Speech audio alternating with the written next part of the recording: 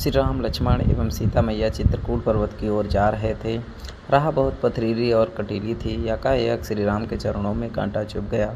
श्री राम रुष्ट या क्रोधित नहीं हुए, बल्कि हाथ जोड़कर धरती माता से अनुरोध करने लगे। बोले, माँ, मेरी एक विनम्र प्रार्थना है आपसे, क्या आप स्वीकार करेंगी? धरती माँ बोली, प्रभु, प्रार्थना नहीं, आज्ञा दीजिए। प्रभु बोले, माँ, मेरी बस यही विनती है कि जब भरत मेरी खोज में इस पथ से गुजरें तो आप नरम हो जाना।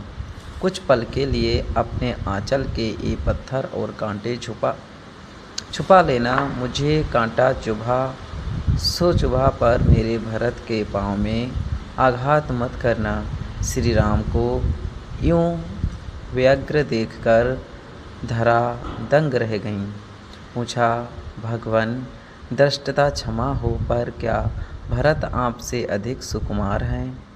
जब आप इतनी सहजता से सब सहन कर गए तो क्या कुमार भरत सहन नहीं कर पाएंगे?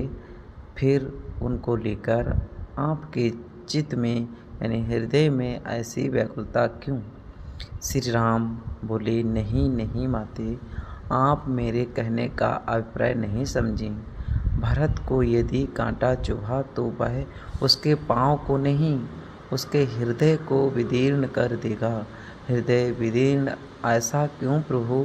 धरती माँ जिज्ञासा भरे स्वर में बोली, अपनी पीड़ा से नहीं माँ, बल्कि ये सोचकर कि इसी कटीली राह से मेरे भैया राम गुजरे होंगे और ये सोल यानी कांटे उनके पगों में भी चुभे होंगे।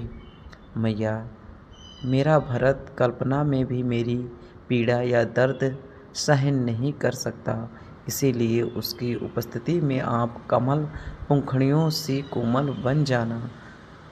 इस कहानी से सीख, रिश्ते अंदरूनी एहसास, आत्मीय अनुभूति के दम पर ही टिकते हैं। जहाँ गहरी आत्मीयता नहीं, वो रिश्ता दिखावा ही होगा। इसीलिए कहा गया है कि रिश्ते खून से नहीं, परिवार से नहीं, मित्रता से नहीं, व्यवहार से नहीं, बल्कि सिर्फ और सिर्फ आत्मीयता एहसास से ही बनते और निर्वहन किए जाते हैं।